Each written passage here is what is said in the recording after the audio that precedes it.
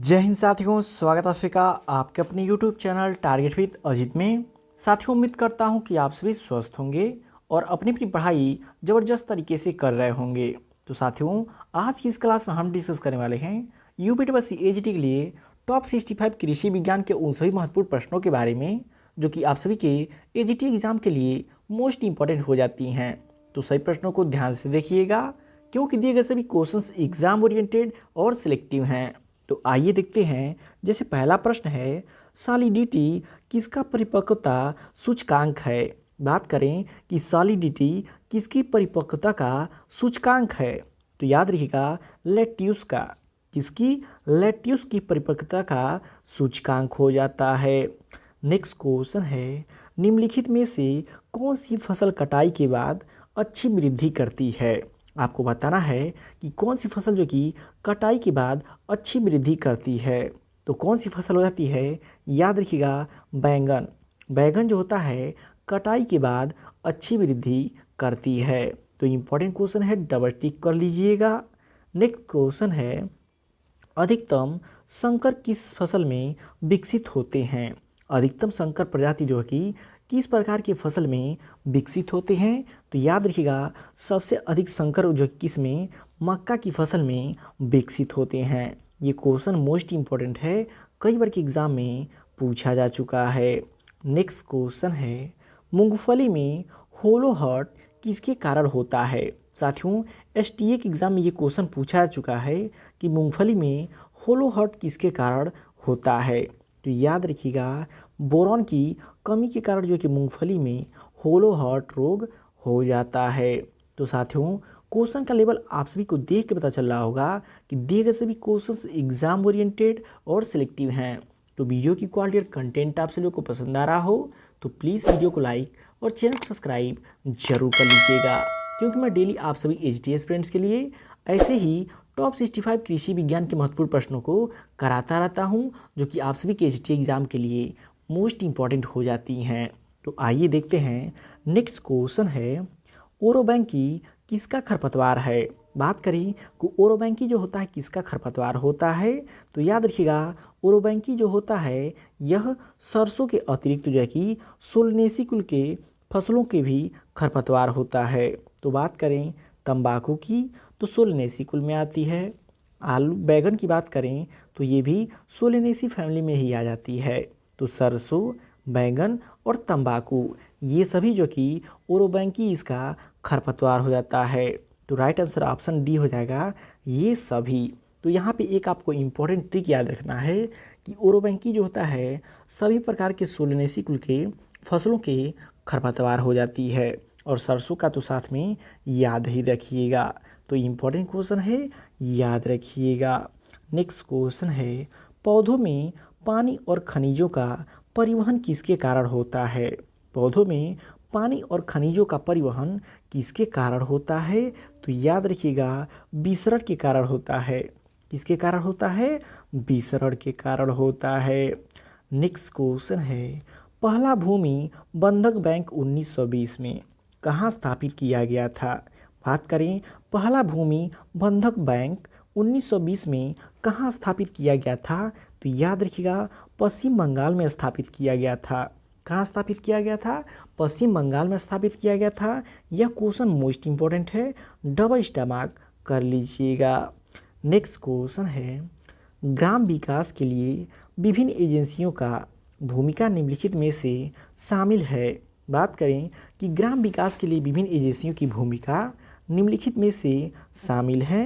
किसमें शामिल है, तो याद रखिएगा चपाती आरेख में शामिल हैं। किसमें शामिल हैं? चपाती आरेख में शामिल हैं। नेक्स्ट क्वेश्चन है, कटाव नियंत्रण पर पहला वैज्ञानिक अध्ययन किसके द्वारा शुरू किया गया था। बात करें कटाव नियंत्रण की, कि कटाव नियंत्रण पर पहला वैज्ञानिक अध्ययन जो कि किसके द्वारा शुरू किया गया था, तो इम्पोर्टेंट क्वेश्चन है, याद रखिएगा वोल्नी के द्वारा शुरू किया गया था। किसके द्वारा शुरू किया गया था? वोल्नी के द्वारा शुरू किया गया था। इम्पोर्टेंट क्वेश्चन है, डबल स्टार मार्क कर लीजिएगा। तो साथियों, वीडियो की क्वालिटी और कंटेंट आप लोगों को पसंद आ रहा हो तो प्लीज़ वीडियो को लाइक और चैनल को सब्सक्राइब जरूर कर लीजिएगा। नेक्स्ट क्वेश्चन है, मृदा अपरदन का सेप्टाकुलर लक्षण है? मोस्ट इंपॉर्टेंट क्वेश्चन है कि मृदा अपरदन का सेप्टाकुलर लक्षण क्या होता है? तो याद रखिएगा, गली इरोजन हो जाती है। कौन सी होती है? गली अपरदन हो जाती है। नेक्स्ट क्वेश्चन है, वायु अपरदन के लिए अति संवेदनशील मिट्टी के कण हैं। बात करें कि वायु अपरदन के लिए अति संवेदनशील मिट्टी के कण कौन से होते हैं? तो याद रखिएगा, रेतीली दोमट, रेत और दोमट रेत। तो बात करें जब अति संवेदनशील मिट्टी के अपरदन यानी कि वायु से अपरदन होने वाली, तो जो भी रेत हैं वो वायु से अपरदित होती हैं। तो तीनों में रेत की बात किया हुआ है, तो राइट आंसर ऑप्शन डी हो जाएगा, ये सभी। तो इम्पोर्टेंट क्वेश्चन है, याद रखिएगा। नेक्स्ट क्वेश्चन है, निम्नलिखित में से कौन सा सूक्ष्म पोषक तत्व कार्बनिक एनहाइड्रेज, अल्कोहल डिहाइड्रेनेज तथा आरएनए पॉलीमरेज एंजाइम का घटक है? इनमें से आपको बताना है कि निम्नलिखित में से कौन सा सूक्ष्म पोषक तत्व कार्बनिक एनहाइड्रेज, अल्कोहल डिहाइड्रेनेज तथा आरएनए पॉलीमरेज एंजाइम का घटक हो जाता है? तो कौन सा होता है? याद रखिएगा, जिंक हो जाता है। कौन सा होता है? जिंक हो जाता है। नेक्स्ट क्वेश्चन है, निम्नलिखित में से किसमें सबसे अधिक लौह तत्व परसेंटेज पाया जाता है? इनमें से किसमें जो है कि सबसे अधिक लौह तत्व प्रतिशत पाया जाता है? तो याद रखिएगा, फेरस ऑक्साइड में जो कि सबसे अधिक लौह तत्व प्रतिशत पाया जाता है। तो इम्पोर्टेंट क्वेश्चन है, याद रखिएगा। नेक्स्ट क्वेश्चन है, वोवर प्रणाली का लागत लाभानुपात है। वोवर प्रणाली का लागत अनुपात लाभ अनुपात कितना होता है? तो याद रखिएगा, 1:2.09 होता है। क्या होता है? 1:2.09 हो जाता है। तो इम्पोर्टेंट क्वेश्चन है, याद रखिएगा। नेक्स्ट क्वेश्चन है, निम्नलिखित में से कौन सी सफ़ेद गूदे वाली आम की प्रजाति है? इनमें से आपको बताना है कि कौन सी एक सफ़ेद गूदे वाली आम की प्रजाति हो जाती है। तो याद रखिएगा, एम सीसिया हो जाती है। कौन सी होती है? एम सीसिया हो जाती है। नेक्स्ट क्वेश्चन है, रोगोर किसका व्यापारिक सूत्रीकरण है? रोगोर की बात करें, किसका व्यापारिक सूत्रीकरण हो जाता है? तो याद रखिएगा, डाईमेथोएट की। किसका होता है? डाईमेथोएट का हो जाता है। तो याद रखिएगा। नेक्स्ट क्वेश्चन है, डोडर एक गंभीर खरपतवार है। डोडर एक किसका गंभीर खरपतवार है? तो याद रखिएगा, लूसर्न का एक गंभीर खरपतवार हो जाता है। कौन सा? डोडर एक गंभीर खरपतवार होता है, किसका? लूसर्न का हो जाता है। नेक्स्ट क्वेश्चन है, शिथिल अवस्था में विलयन का डीपीडी किसके बराबर है? बात करें कि शिथिल अवस्था में विलयन का डीपीडी किसके बराबर होता है? तो याद रखिएगा, जो है कि टर्गर प्रेशर के बराबर होता है। किसके बराबर होता है? टर्गर प्रेशर के बराबर हो जाता है। नेक्स्ट क्वेश्चन है, साइब्रिड में क्या होता है? साथियों, जेनेटिक्स का मोस्ट एग्जाम ओरिएंटेड क्वेश्चन है कि साइब्रिड में क्या होता है। तो याद रखिएगा, एक प्रजाति का केंद्रक और दोनों प्रजातियों के गुणसूत्र होते हैं। साइब्रिड में एक प्रजाति का केंद्रक और दोनों प्रजातियों के गुणसूत्र होते हैं। नेक्स्ट क्वेश्चन है, एकल खिड़की प्रणाली की सिफारिश की गई थी। बात करें, एकल खिड़की प्रणाली की सिफारिश किसके द्वारा की गई थी? तो मोस्ट इम्पोर्टेंट क्वेश्चन है, मोहन कांडा जी के द्वारा की गई थी एकल खिड़की प्रणाली की सिफारिश। नेक्स्ट क्वेश्चन है, अर्थशास्त्र वह है जो अर्थशास्त्री करते हैं। किसके द्वारा दिया गया? अर्थशास्त्र वह है जो अर्थशास्त्री करते हैं, यह किसके द्वारा दिया गया? तो याद रखिएगा, जैकब वीनियर के द्वारा दिया गया। किसके द्वारा? जैकब वीनियर के द्वारा दिया गया। तो इम्पोर्टेंट क्वेश्चन है, याद रखिएगा। नेक्स्ट क्वेश्चन है, निम्न में से कौन सा द्विवार्षिक खरपतवार है? इनमें से आपको बताना है कौन सा द्विवार्षिक खरपतवार हो जाता है। तो याद रखिएगा जो कि सीरियम वल्गेयर, सीरियम वल्गेयर जो होता है यह द्विवार्षिक खरपतवार हो जाता है। बाकी यदि बात करें साइनोडोन डिक्लोटॉन की तो यह जो कि बहुवर्षीय हो जाता है। और बात करें चिनोपोडियम एल्बम की तो यह जो कि एक वर्षीय हो जाता है। और बात करें साइप्रस एस्कुलेंटस की तो यह भी जो कि एक वर्षीय हो जाता है। लेकिन सीरियम वल्गेयर जो कि द्विवार्षिक खरपतवार हो जाती है। तो इम्पोर्टेंट क्वेश्चन है, याद रखिएगा। नेक्स्ट क्वेश्चन है वाष्पशील शाकनाशी का उदाहरण है। बात करें कि वाष्पशील शाकनाशी का उदाहरण कौन सा हो जाता है तो याद रखिएगा EPTC हो जाता है। कौन सा होता है? EPTC हो जाता है। नेक्स्ट क्वेश्चन है वायुयान वायुमंडल की किस परत में यात्रा करते हैं? वायुयान वायुमंडल की किस परत में यात्रा करते हैं तो याद रखिएगा स्ट्रेटोस्फीयर में। इसमें वायुयान जो होते हैं स्ट्रेटोस्फीयर में यात्रा करते हैं। बात करें स्ट्रेटोस्फीयर की जो कि ऊंचाई कितनी होती है तो 18 से 50 किलोमीटर होती है। कितनी होती है? 18 से 50 किलोमीटर होती है। नेक्स्ट क्वेश्चन है आइसोबार किसके समान मान बिंदुओं को मिलाने वाली रेखा होती है? जो आइसोबार होती है किसके समान मान बिंदुओं को मिलाने वाली रेखा होती है तो याद रखिएगा दबाव के। किसके बराबर? दबाव के। नेक्स्ट क्वेश्चन है सूर्य से सीधे आने वाली विकिरणों को मापने में प्रयोग किया जाने वाला उपकरण है। सूर्य से सीधी आने वाली विकिरणों को मापने में प्रयोग किया जाने वाला उपकरण कौन सा होता है तो याद रखिएगा पाइरहेलियोमीटर हो जाता है। कौन सा होता है? पाइरहेलियोमीटर हो जाता है। नेक्स्ट क्वेश्चन है क्यूसेक किसकी इकाई है? मोस्ट इंपॉर्टेंट क्वेश्चन है कि जो क्यूसेक होती है किसकी इकाई होती है तो याद रखिएगा गतिशील जल होता है उसकी इकाई क्या होती है? क्यूसेक हो जाती है। और बात करें साथियों जो कि ड्यूटी और डेल्टा की तो बात करें जब ड्यूटी की तो याद रखिएगा एक क्यूसेक में जितना जो क्षेत्र सिंचाई हुई होती है उसे कहते हैं ड्यूटी। क्या कहते हैं? ड्यूटी कहते हैं कि एक क्यूसेक पानी से जितना क्षेत्रफल जो कि सिंचित होता है उसे ड्यूटी कहता है।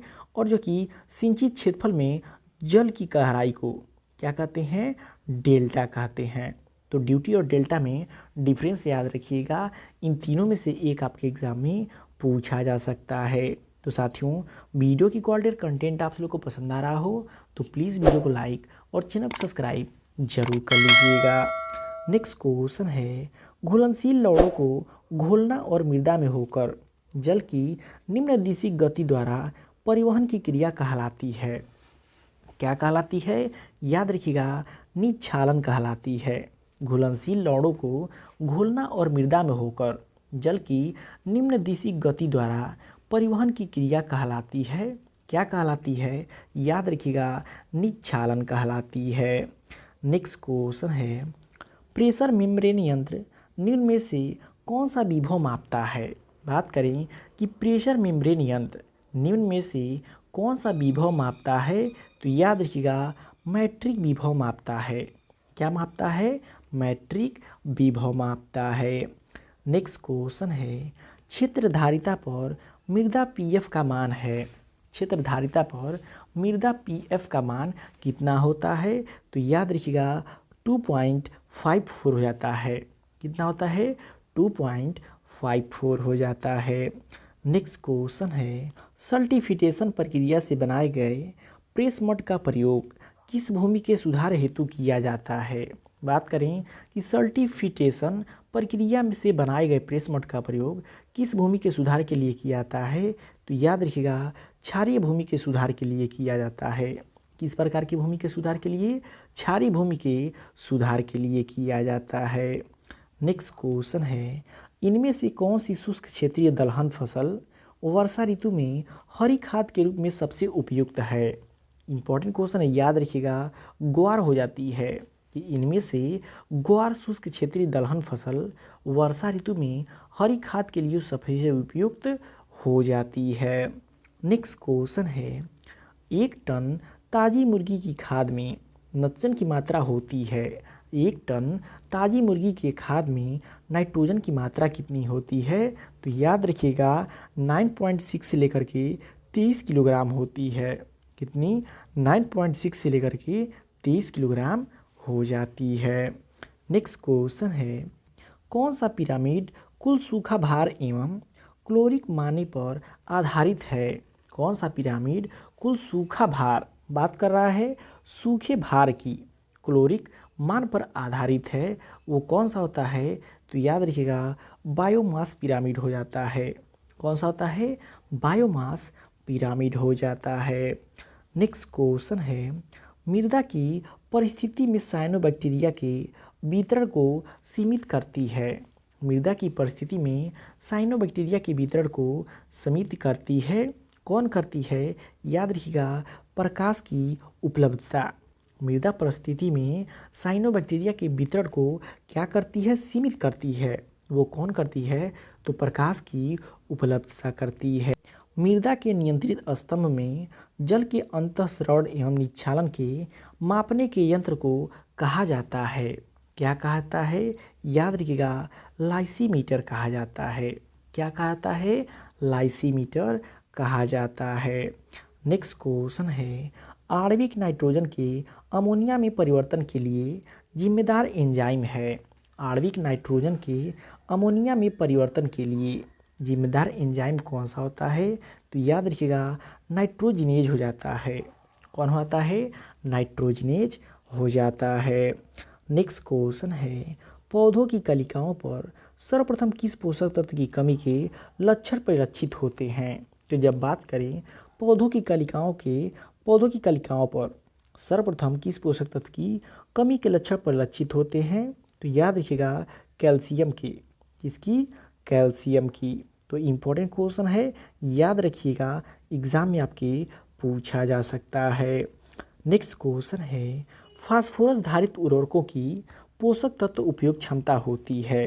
बात करें कि फास्फोरस धारित उर्वरकों की पोषक तत्व उपयोग क्षमता कितनी होती है? तो याद रखिएगा 15 से 20% होती है। कितनी होती है? 15 से 20% हो जाती है। नेक्स्ट क्वेश्चन है, सिल्वर फिश का अध्ययन किसके अंतर्गत होता है? जब बात करें सिल्वर फिश की तो पीसी कल्चर के अंतर्गत मत जाइएगा, यहाँ पे क्वेश्चन आपका गलत हो सकता है। जब बात करें सिल्वर फिश का अध्ययन किसके अंतर्गत किया जाता है? तो याद रखिएगा एंटोमोलॉजी के अंतर्गत किया जाता है। किसके अंतर्गत किया जाता है? एंटोमोलॉजी के अंतर्गत किया जाता है। लास्ट क्वेश्चन है, भारत में सहकारी विपणन का ढांचा है। भारत में जो भी सहकारी विपणन है उसका ढांचा कैसा होता है? याद रखिएगा द्विस्तरीय भी होता है, त्रिस्तरीय भी होता है, बहुस्तरीय भी होता है। इसलिए राइट आंसर ऑप्शन डी हो जाएगा, उपरोक्त सभी। तो साथियों, ये आपके यूपी बस एजीटी के लिए टॉप 65 कृषि विज्ञान के भी सभी महत्वपूर्ण प्रश्न जो कि आप सभी के यूपीटी एग्जाम में डायरेक्ट देखने को मिल सकती हैं। तो वीडियो आपको कैसा लगा कमेंट करके फीडबैक जरूर दीजिएगा, और वीडियो पसंद आए तो प्लीज़ वीडियो को लाइक और शेयर करके चैनल को सब्सक्राइब जरूर कर लीजिएगा।